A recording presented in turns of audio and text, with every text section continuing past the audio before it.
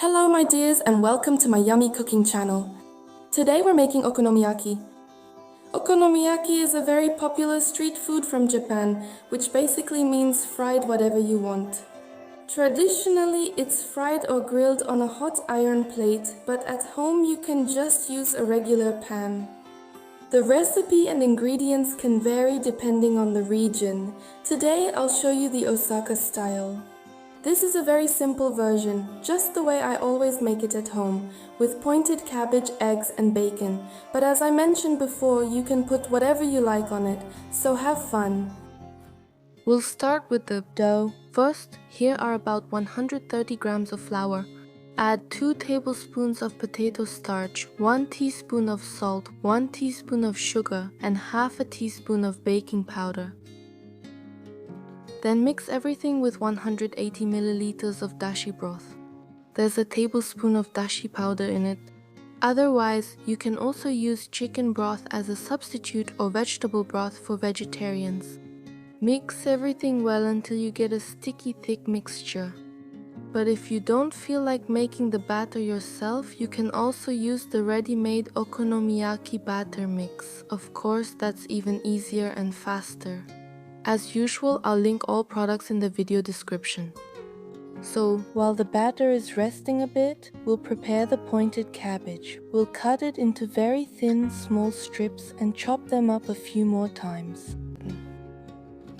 As for the amount, 1/4, up to half a cabbage, depending on how big it is. Then go ahead and chop up a few green onions. Now let's add 2 eggs to the dough mixture and the finely chopped pointed cabbage. At this point, Japanese people also add some of the red pickled ginger and tenkatsu, which is fried tempura batter, but unfortunately it's not so easy to get those here, so you can just leave them out.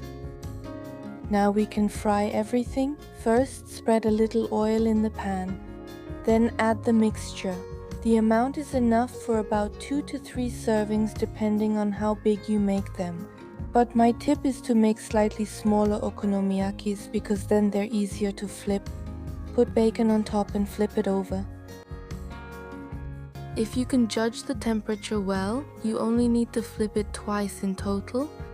And make sure so that it doesn't get too hot and nothing burns.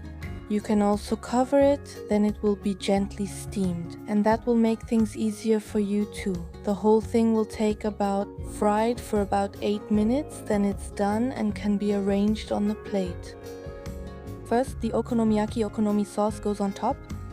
If you don't have this sauce, you can also make your own sauce for it. I'll show you the recipe for it.